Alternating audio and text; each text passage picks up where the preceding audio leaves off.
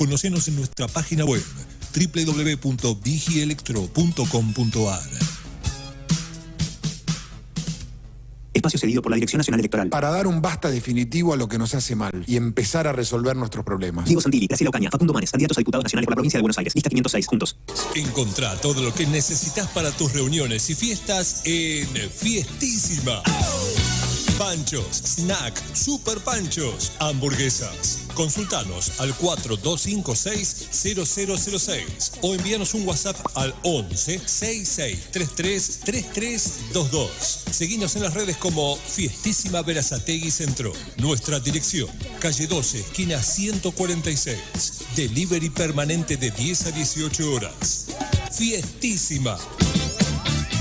17 años siendo el sponsor oficial de todos tus festejos. Cartocan SRL. Fábrica de cajas en cartón corrugado. 100 medidas distintas en stock permanente. Cajas archivo, cajas para exportación, parasoles. Cartocan SRL. La Rioja 1642 Avellaneda, 4208-0997, www.cartocan.com.ar. Berazategui crece. Nuevas obras en la red cloacal. Sumamos 13.300 metros de cañería domiciliaria y 3.200 de colectores cloacales. Más de 4.500 vecinas y vecinos beneficiados. Seguimos trabajando para brindar más y mejores servicios municipales. Más info en berazategui.gov.ar. Berazategui Municipalidad. Berazategui. Corazón de Zona Sur. Espacio cedido por la Dirección Nacional Electoral. Sí a la casa propia. Sí a fabricar acá. Sí a vivir tu identidad como se te cante. Sí a pagar menos impuestos a las ganancias. Sí a la educación pública. Sí a bajar la inflación y a recuperar el trabajo. Sí a volver a la cancha. Sí a sentirme más segura. Obvio que sí. Claro que sí. ¿Sabes que sí? Sí, re. Mariano Cascallares, Susana González, candidatos a diputados provinciales por la provincia de Buenos Aires. Frente de Todos, lista 507. Espacio cedido por la Dirección Nacional Electoral. Sí a la casa propia. Sí a fabricar acá. Sí a vivir tu identidad como se te cante. Sí a pagar menos impuestos a las ganancias. Sí a cuidar el planeta. Urgente la ley de humedales. Sí a la igualdad. Sí a la educación pública. Sí a la ciencia argentina. Sí a que los dirigentes se sienten y se pongan de acuerdo. Sí a bajar la inflación y a recuperar el trabajo. Sí a volver a la cancha.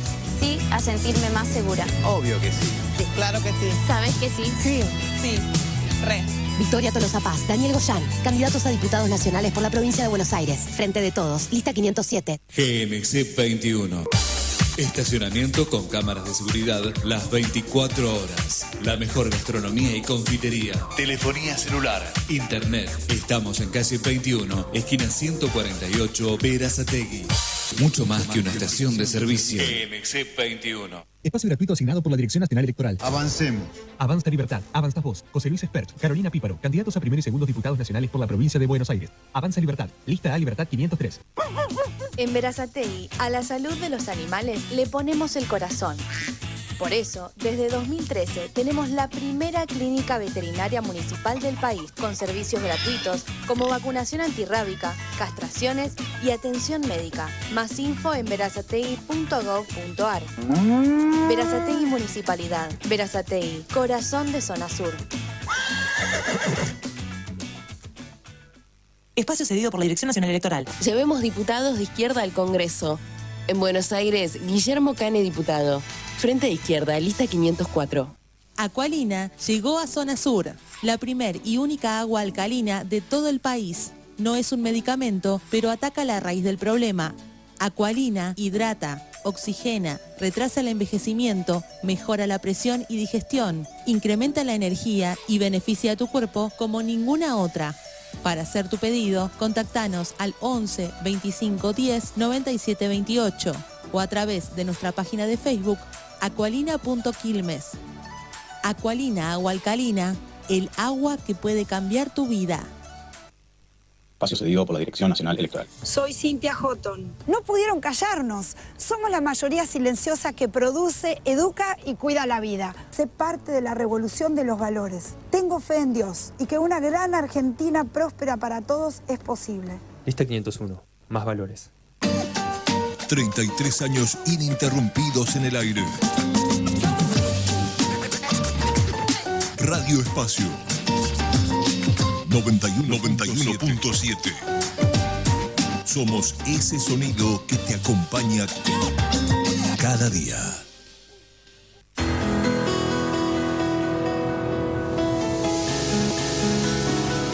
FM Espacio presenta Iaenzen Interviews. Idea y conducción, Iaenzen Polímata. Producción, Maricel Cugniata. Dirección general, Roberto Di Stefano. Con nosotros, el periodista Iaenzen Polímata.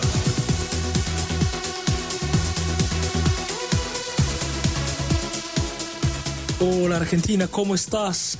Hola mundo, muy buenas tardes a todos, o buenos días o buenas noches, según de dónde estéis mirando, escuchando. Bueno, ¿por qué mirando? Porque también puedes salir por internet, así que nos podéis mirar por radio. ¿Ves cómo las cosas van cambiando con el tiempo, no?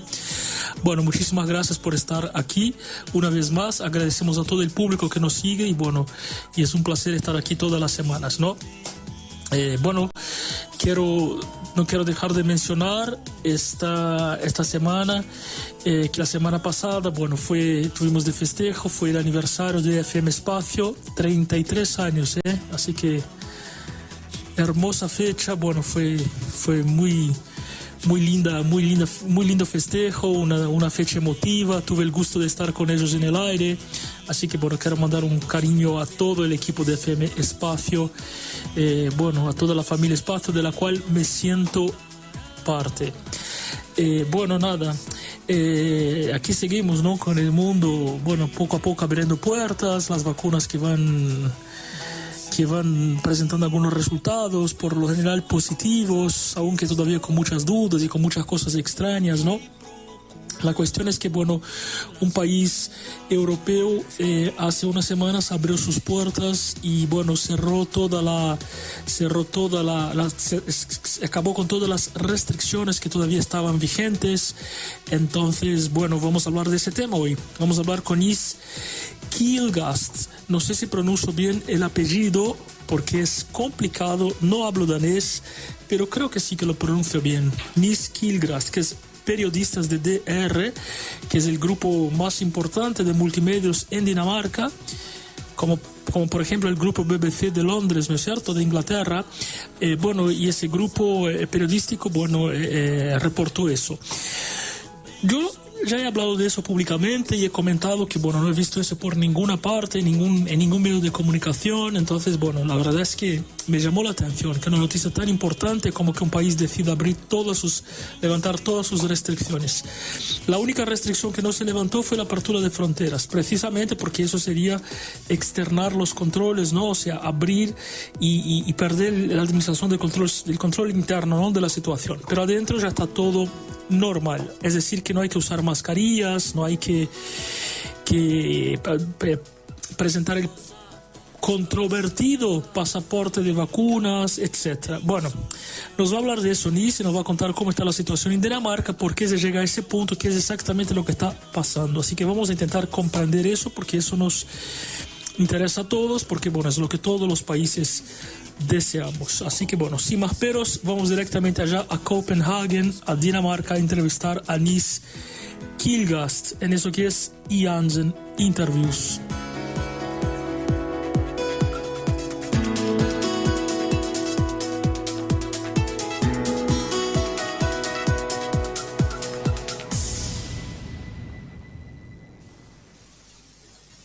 Vamos a Dinamarca, vamos a Copenhague, muchas pronunciaciones. Vamos a hablar con Nis Kieglast. Me va a ayudar con la pronunciación de su nombre, bueno, del grupo periodístico DR de Dinamarca, ¿no? Que es un conglomerado de comunicaciones que ayer tuvimos esa noticia espectacular que Dinamarca, bueno, abre sus puertas y levanta todas las restricciones, que es algo, yo creo que es algo muy importante, es algo una de las noticias más importantes del año, incluso el pasaporte sanitario, ¿no? Así que, bueno, vamos a hablar con Nis, que es periodista desde Copenhague, en Dinamarca, que nos va a contar. Así que, Nis, thank you so much for being here with us, for your time, and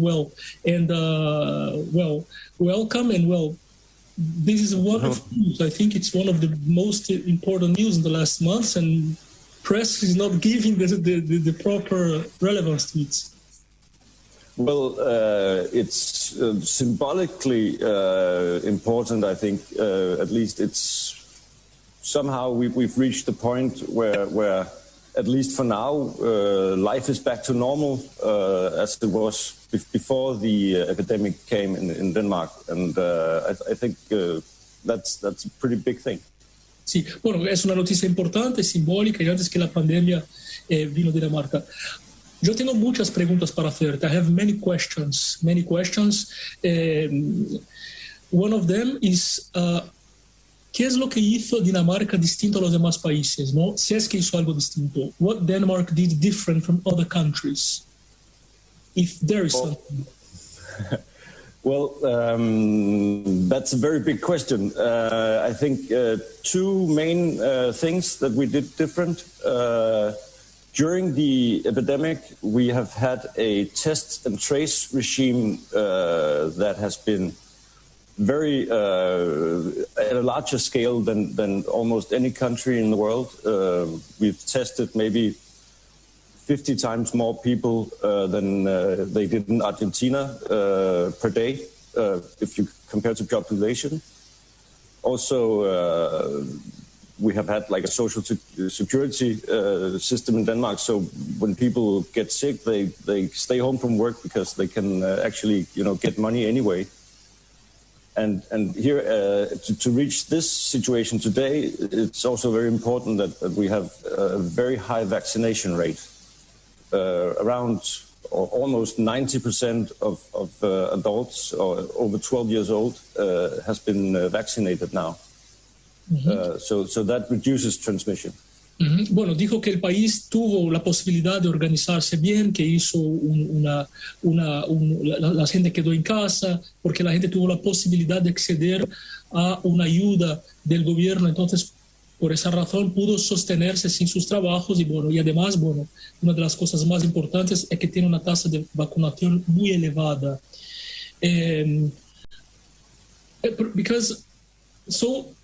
The vaccination, we can say that vaccination is one of the causes for this success, right? I mean, we can affirm that. Podemos afirmar que la vacunación ha sido el elemento fundamental para ese éxito. Well, vaccination means two things. It means reduced transmission to some extent, maybe. Well, the numbers are different, but maybe 80% less transmission of the disease and so on. But most importantly, it means that people get less sick when they actually catch the coronavirus. So if in the Danish authorities, they look at not as much at infection numbers these days, but they look at hospitalizations. And I just looked at the number this morning. We have 29 people in Denmark are in the ICU, and I think Argentina it's over 2,000. Yes. Yeah. That's the 29 is absolutely nothing. It's like any other disease because there are a lot of diseases as well. It's normal to have I don't have the number today, but it's about that. Yes. And so the Danish authorities, they downgraded the disease from, it had a status of being critical to society's life, which meant that you could have all these restrictions. Okay. And they downgraded it to just a dangerous disease. We have to look at it and see how it develops, but it's not, you can't justify restrictions when it's just a dangerous disease. I ask you 1 minute, I will translate not to lose something. Lo más importante que él dice que en En Dinamarca en ese momento hay 29 pacientes de COVID no internados. Entonces, bueno, es realmente un éxito absoluto, ¿no? Y decía que, bueno, que los números en Argentina son más o menos 2.000. Pero bueno, eso tiene que ver con la asistencia médica también y la forma como el gobierno encaró. Y dijo que sí, que la vacunación definitivamente baja la cantidad de contagio, ¿no? The question came because, well, there are many criticism about the vaccines, that they don't work, and if they don't work, why do you need the passport, etc. I would like to know, to go into a little bit into the political reading, the political analysis of the country during the pandemic, because in most of the countries, depending if the government were like right or left oriented, we have different approach towards the pandemic, of course, like the lockdown, for example, pro and anti-vaccine, pro and anti-lockdowns, economy versus healthy, etc. Like just in a simple way to make people understand who doesn't know, because I try to understand the context. I think it's very important what happened yesterday in Denmark, this announcement, because we all wish that it's all the countries, no? So how was the political battle around the crisis during the pandemic? Le estoy preguntando cómo fue la configuración política durante la pandemia, que en algunos países hay izquierda, derecha, los países son pro o contra el lockdown, o pro o contra la vacunación, algunos países más abiertos, ¿no? Administration of Merkel is not the same as administration of Trump. By the way, he lost the elections a little bit because of that, or Bolsonaro in Brazil, or Kirchner in Argentina. How about in Denmark, this political politics? Well, I think Denmark differs from many other countries in that aspect, because almost all political parties have backed the restrictions that were. Of course, there has been some debate about details and how fast should you open and so on. But it's been very minor. Basically, both the right and the left have agreed that restrictions should be put in place and supported it. And also with the vaccines, there's been broad support from all political parties that it's a good thing and people should do it. Of course, it's voluntary, but that people should do it. So we haven't had that much of a political battle about this, and I think that's been important for people's trust in general. The trust in both, the people back the restrictions when they were here. And a lot of people have taken the vaccines because they trust that, it's the recommendation of the authorities, and this is an okay thing to do. Yeah, that's the point. There was some consensus, because in some countries there were like a division 50-50 and some people against, and people lost a lot of energy in political issues more than in sanitary decisions, and there were no consensus, not always. Bueno, entonces traduzco, I translate. Él está diciendo que sí, que por lo general la política, hubo pros y contras, pero que hubo un consenso, que la población tomó las medidas y que respetó por lo general y, de cierta forma siguió un mismo camino, ¿no? Entonces, por esa razón, quizá en Dinamarca hubo esa posibilidad de salir adelante. Well, I have a very delicate question for you now. Because it's my analysis, I will be responsible for what I say now, but I would like to know your point of view as well. I didn't see yesterday a lot of information, a lot of noise about this in the world press, and I read from many languages normally. I didn't really see a lot of impact, as it should be, because it's not just it's one of the most important news for me in the last year, definitely. And do you think that's what I'm asking myself? Why? Is there interest of the countries to open, or are there other economic interests or political interests behind? Why? And why this information is released exactly so close to the 11th of September, which of course will get all the attentions, no? Do you have this sensation as I have that it's a little bit strange, or it's just a coincidence? Why such a news doesn't have the impact worldwide? Because it should be something that paralyzes all the press, all the day, all the social media. I didn't see that at all. Because I was searching for information yesterday and it was hard to find. Entonces, le pregunto, I will translate while you elaborate your answer, le pregunto por qué no hubo tanta repercusión en la prensa mundial, porque no he visto tantas cosas. Yo he visto algunos medios que lo reflejaron, pero bueno, es una noticia muy importante, que debería haber tenido una proyección muy importante. Entonces, le pregunto si tiene alguna connotación política, intereses económicos, o por qué razón esa noticia no tuvo tanta difusión. Please. Okay, that's a big question. I don't think there has been any plan to, lay low and keep quiet about it from the Danish perspective. The reason it was yesterday was basically that the legislation about restrictions in Denmark had a sunset clause when it was adopted like a year and a half ago. So the legislation ran out yesterday. So the politicians would have to decide whether they would introduce it again. And they saw no reason to prolong the restrictions because the numbers are what the numbers are. The world is not reflecting that it should. It's not. It's not in the. There's not a lot of space for this. I had to search very, very hard to find the info yesterday. Yeah, the reaction of the international press, I can't tell what their reasonings were. Of course, the anniversary of 9/11 could mean something. That's how news work. Yeah. But also that it's very tempting to say, okay, in Denmark now coronavirus crisis is totally over, and well, we can't be sure.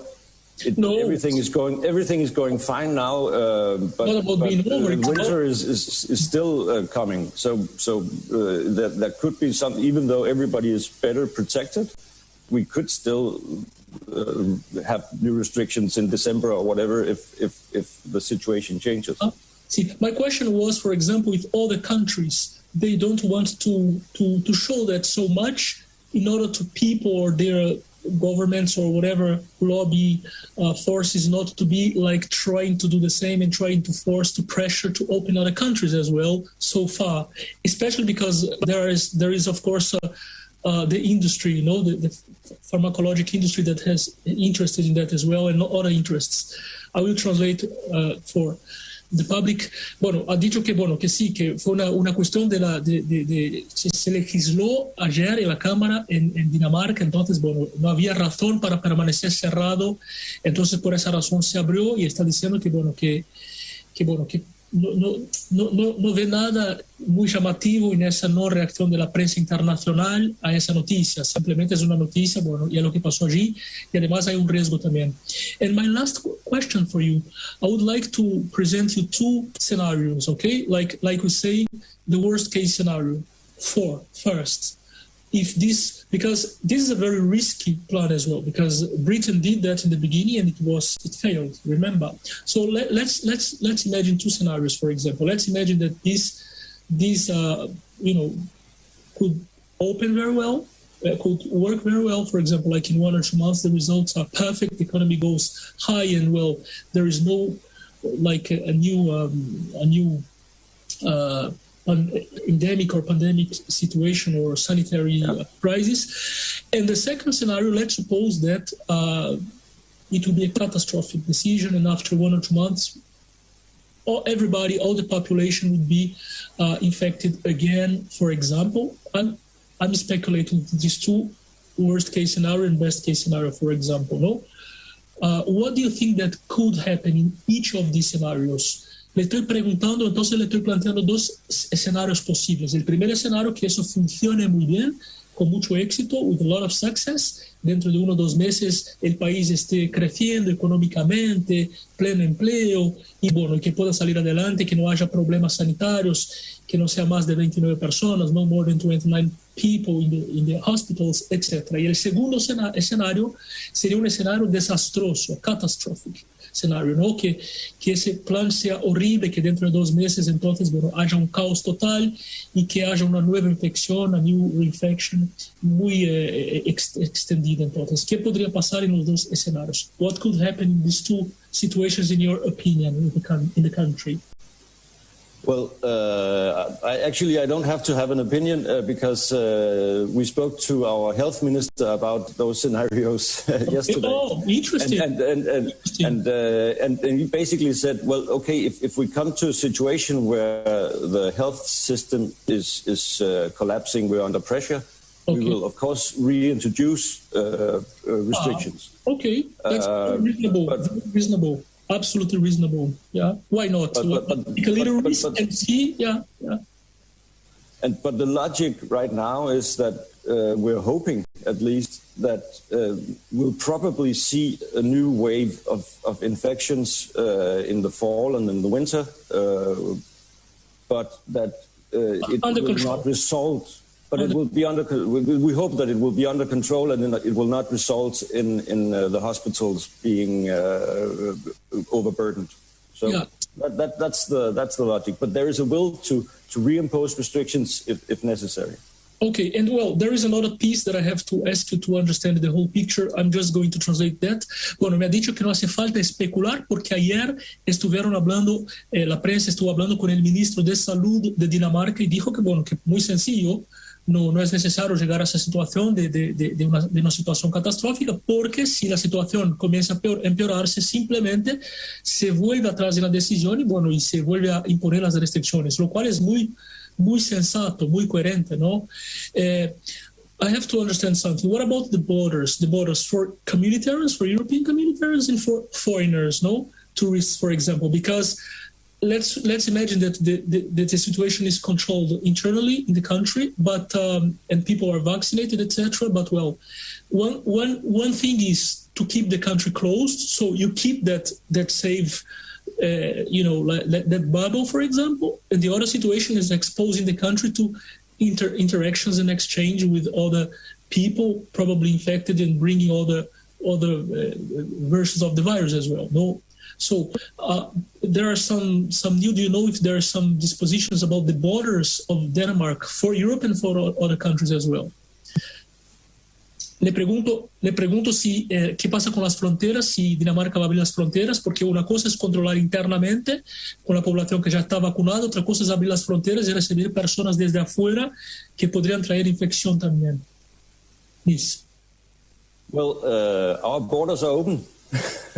And I think they will remain open. We have a system in the European Union where you basically operate with open borders.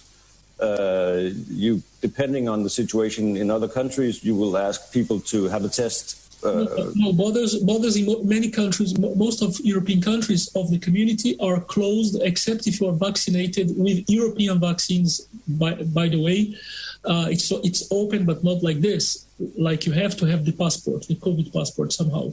You cannot enter many countries if you just have the PCR tests. Well, in Denmark you can.